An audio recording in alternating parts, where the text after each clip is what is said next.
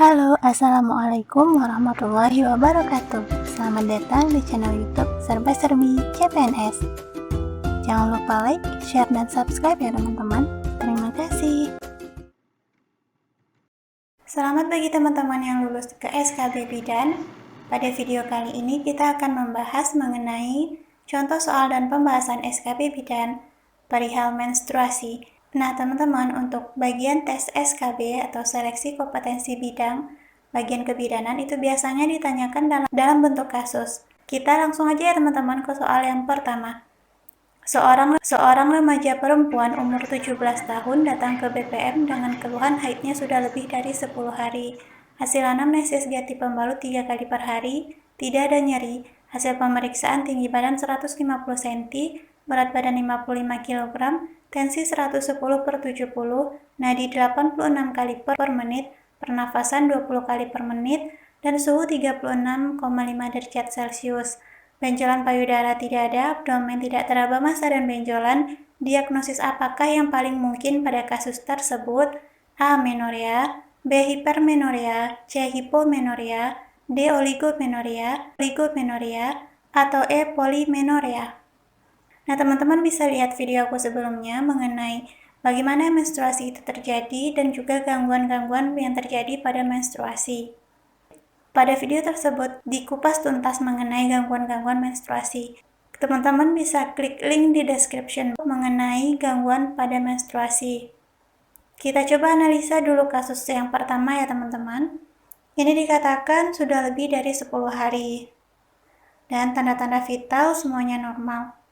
Ini kuncinya ya teman-teman, lama haidnya lebih dari lama haid normal. Jadi ini adalah hipermenorea atau menoragia. Berikut tabel perbandingan antara menstruasi normal dan hipermenorea atau menoragia.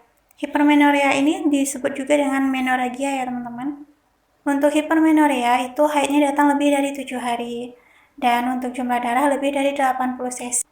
Kemudian untuk ganti pembalut itu bisa sampai 5 kali per hari ya teman-teman, dan ini akan mengganggu dari efektivitas teman-teman, misalnya bisa menjadi pusing atau anemia karena saking banyaknya darah yang keluar.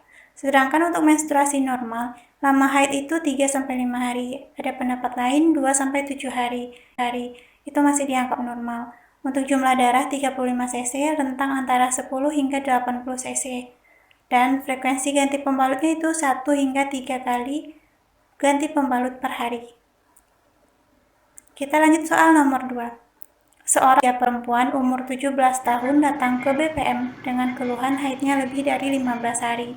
Hasil anamnesis, ganti pembalut 3 kali per hari, darah bergumpal. Hasil pemeriksaan tensinya itu 110/70, nadi 86 kali per menit, pernafasan 20 kali per menit, suhu 36,5 derajat Celcius, tinggi badan 150, berat badan 55 kg, pembesaran payudara normal, palpasi abdomen tidak ditemukan massa. Tindakan apakah yang paling tepat dilakukan pada kasus tersebut? Nah, kita analisa dulu ya teman-teman. Ini haidnya datang udah 15, lama banget ya, udah jauh dari normal.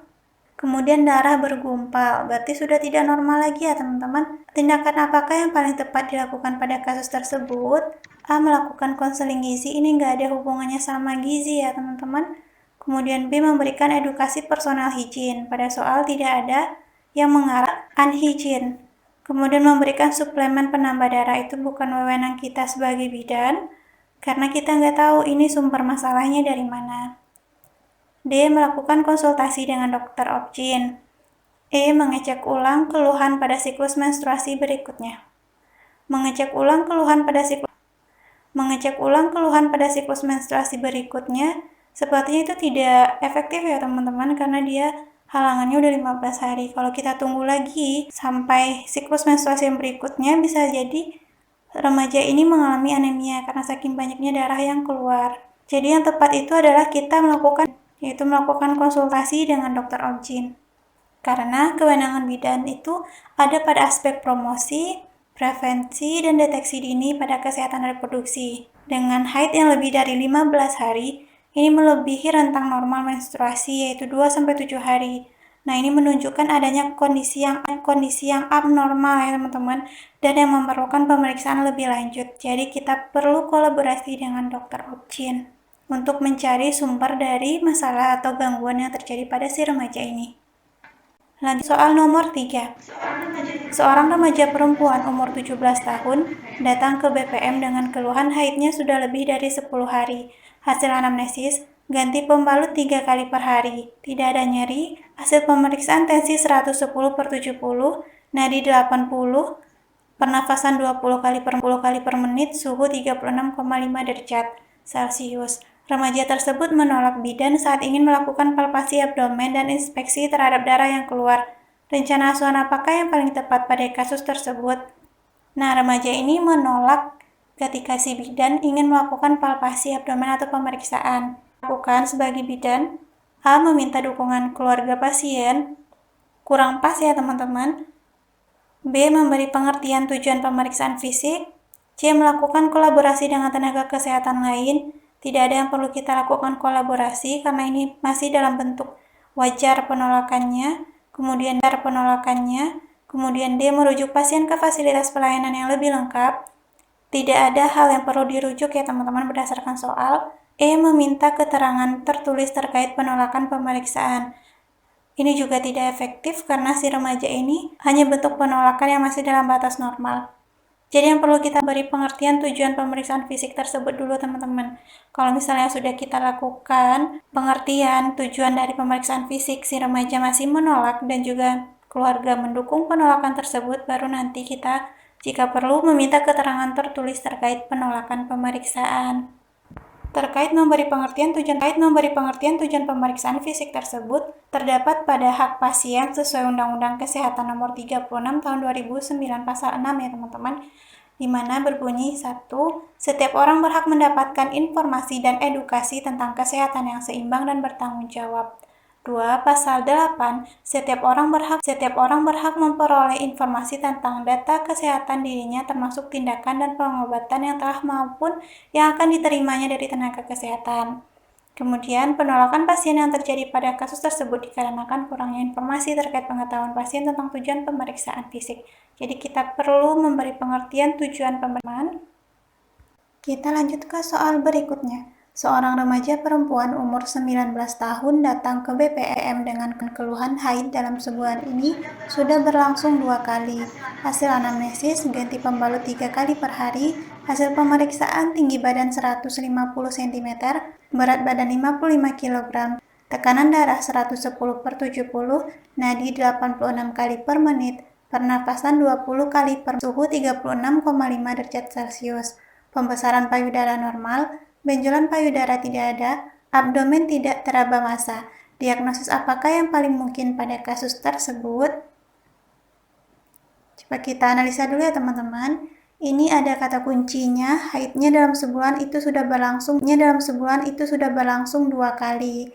Nah teman-teman, jika haid itu datangnya lebih sering, misalnya 2-3 kali sebulan, itu dikatakan dengan polimenorea. Di sini kita dapatkan kata kuncinya ya teman-teman, haid dalam sebulan sudah berlangsung 2 kali. Berarti lebih sering datangnya ya teman-teman. Coba amenorea itu tidak datang haid sama sekali, terbagi atas amenorea primer dan sekunder. Hipermenorea itu banyak datang haidnya ya teman-teman, kemudian waktunya juga lebih lama daripada normal. Kalau hipomenorea itu pendarahan menstruasinya lebih pendek atau lebih sedikit dari biasanya, berlangsung 1-2 hari saja ya teman-teman. Kemudian oligomenorea ini bisa dikatakan jarang datang haid, misalnya sekali 2 bulan atau sekali 3 bulan, tapi teratur ya teman-teman siklusnya. Nah untuk soal ini jawabannya yaitu polimenorea. Dikatakan sering datang haid, misalnya 2 kali dalam sebulan. Berikut tabelnya ya teman-teman, perbandingan antara menstruasi normal dengan polimenorea. Nah kalau menstruasi normal itu kan siklusnya 21-35 hari, sedangkan kalau polimenorea itu kurang dari 21 hari, sehingga bisa dalam sebulan itu 2 kali. Kalau jumlah darah itu 35 cc, 10-80 cc kalau menstruasi normal. Nah untuk jumlah darah pada polimenorea itu bisa sama dan bisa lebih banyak daripada normal.